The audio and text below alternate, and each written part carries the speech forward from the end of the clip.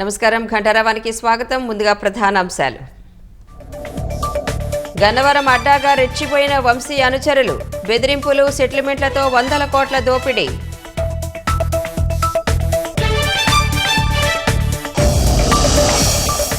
పెద్దిరెడ్డి కుటుంబానికి ఖనిజాభివృద్ధి సంస్థ దాసోహం, తండ్రి కొడుకుల సిఫార్సులతో వందల మందికి ఉద్యోగాలు.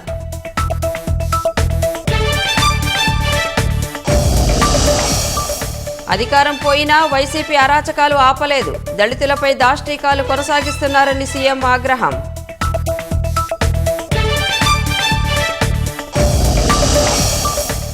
అగ్రిగోల్డ్ బాధితులపై జగన్ మోసపూరిత ధోరణి, వైసీపీ సర్కార్ 3,000 కోట్ల బకాయిలు పెట్టిందన్న ముప్పాళ్ల.